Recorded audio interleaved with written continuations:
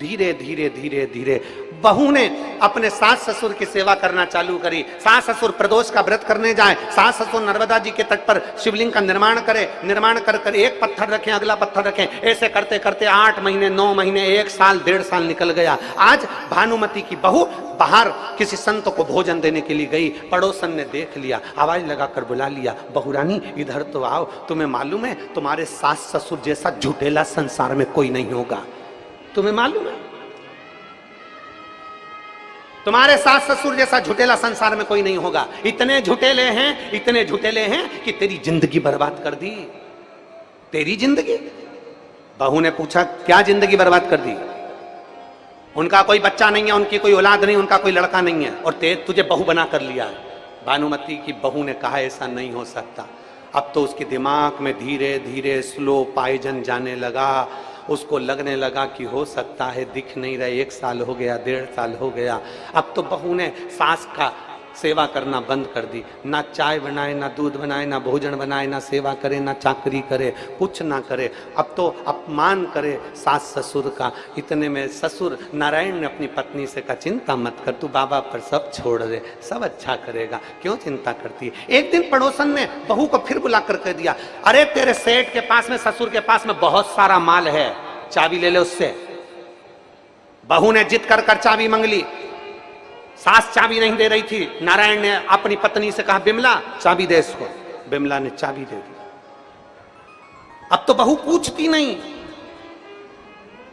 प्रदोष का दिन आ गया, नर्मदा जी के घाट पर चल दिए बूढ़े पति पत्नी दोनों।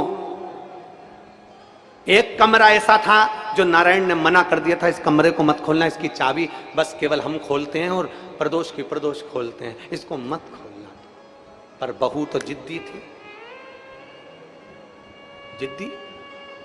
जैसे ही सास ससुर निकलने चालू हुए, प्रदोष के लिए सास ससुर निकलना चालू हुए, और आज सास ससुर भूल गए कि नर्मदा जी के तट से में जो कंकर लेकर जाता था, जो रखता था, अगला कंकर लाता था, आज वो कंकर को छोड़कर चले गए, भूल गए। सुध नहीं रही क्योंकि बहू इतना टेंशन दे रही थी कि वो सुध में भूल कर दोनों चल दिए, दोनों नर्मदा जी के घाट पहुंच गए। बहू ने आज वो ताला खोल लिया। खोला तो बहू ने क्या देखा कि एक लड़का युवान बड़ा सुंदर और भगवान शंकर का अभिषेक कर रहा है।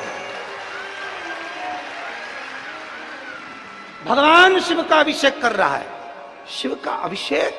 पत्नी खुश हो गई, पूछ लिया तुम कौन हो? कहा मैं सेठ जी का बेटा, काशी रहता था और आज ही आया हूं। तो माता पिता मुझे बंद कर कर चले गए थे कि तू सेवा करना, हम प्रदोष कर कर आते हैं। सेवा। पत्नी की आंख से आंसू बहने लगा, मैंने अपने सास ससुर की बात नहीं मानी। पड़ोसन कहती थी कि उनकी तो औलाद नहीं है, फिर ये औलाद कैसे हो गई? शाम के समय सास ससुर आए, बहू ने भोजन तैयार रखा, भोजन दिया, भोजन तैयार रखा, भोजन जब प्रदान किया, प्रदान करा तो आज सास खुश थी, बेटा आज तेरे चेहरे पर बड़ी रौनक है, बेटा आज तू बहुत सेवा कर रही है, क्या हो गया? माँ आज तुम्हारे बेटे आ गए। बेटा आ गया? मेरा बेटा? हाँ माँ आज तुम्हारा बेटा आ गया। बेटा? नारायण को आवाज लगाई, स्वामी स्वामी स्वामी आओ जरा। ये बहू क्या कह रही है? ये बावरी तो नहीं होगी, पागल तो नहीं होगी? कह रही है बेटा आ गया। कहाँ है बेटा? जब जैसे ही दरवाजा खोला, खोलते से क्या देखा कि उसमें एक बेटा बैठा था। माँ बिमला ने अंदर जाकर उस बालक से पूछा, बेटा तुम कौन हो? बालक कहता है, माँ तो प्रदोष पर जाती थी, एक कंकर उठाकर लाती थी, वो कंकर साधारण नहीं तो अपना बेटा समझकर लाती थी, इसलिए महादेव ने मुझे तेरा पुत्र बनाकर भेजा है।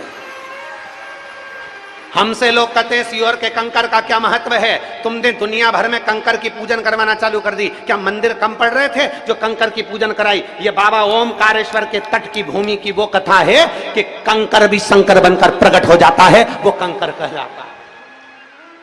एक कंकर में जिसने शंकर को देखा है, एक कंकर में जो शंकर को नजर कर लेता है, एक कंकर में जो शिव की स्तुति कर लेता है, एक कंकर में जो शंकर को प्रतिबिंब देख लेता है, वो कंकर भी एक दिन बेटा बनकर साथ दे जाता है। तुम कुबेरेश्वर धाम का कंकर लाते हो, तुम कुबेरेश्वर धाम का रुद्राक्ष लाते हो, तुम नर्मदा माई का कंकर शंकर कहलाता है, उसका एक कंकर भी अगर हमारे प्रतिबिंब में, हमारे स्वरूप में, हमारे आनंद में रहता है, वो हमारी जिंदगी की सार्थकता सिद्ध करता है।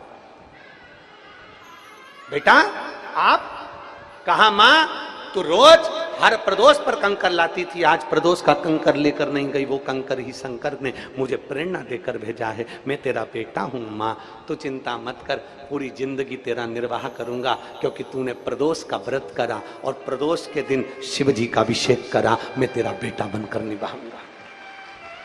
भगवान शंकर की कथा कहती है, शिव महापुराण की कथा कहती है, आज बचपन में, आज जवानी में, आज अधेड़ी में तुम शंकर को जल चढ़ा लो। आज तुम्हारे हाथ पैर चल रहे हैं, तुम शंकर के मंदिर चले जाओ। आज तुम्हारे हाथ पैर चल रहे हैं, तुम ओमकारेश्वर की पवित्र भूमि पर कथा सुन लो। आज तुम्हारे हाथ पैर चल रहे हैं, तुम मंदिर में, कथा में, देवालय में, शिवालय में जाओ, जल चढ़ाओ शंकर भगवान को। जिस दिन तुम्हारे हाथ पैर चलना बंद हो जाएंगे, उस दिन तुम्हें मंदिर जाने की जरूरत नहीं पड़ेगी। मेरा महादेव मंदिर छोड़कर तेरे दरवाजे पर आएगा। तुम्हें मंदिर नहीं जाना पड़ेगा, तुम्हें ओमकारेश्वर नहीं जाना पड़ेगा, तुम्हें कहीं पर जाना नहीं पड़ेगा। तुम मां रेवा की सेवा करते हो, मां नर्मदा की सेवा करते हो, एक दिन मां नर्मदा तुम्हारी बेटी बनकर तुम्हारी सेवा करेगी। एक दिन मेरा ओमकार बाबा तुम्हारा बेटा बनकर सेवा करेगा। एक दिन कुबेर भंडारी तुम्हारा बेटा बनकर सेवा करेगा। तुम मंदिर तक जाते रहो, जब तक शरीर में श्वास है, जब तक ये शरीर चल रहा है, तब तक शंकर के मंदिर में जल चढ़ाना बंद मत करना, तो तुम्हारी दुख की घड़ी में मेरा महादेव तुम्हारा पुत्र बनकर तुम्हारे सामने खड़ा मिलेगा। वो कंकर शंकर है। नर्मदा के तट पर ओमकारेश्वर की भूमि पर रहने वाले तो इस कथा को जानते थे, पर जो इस कथा को नहीं जानते थे, ये कथा उनके लिए है, ये कथा उन जनमानस के लिए है।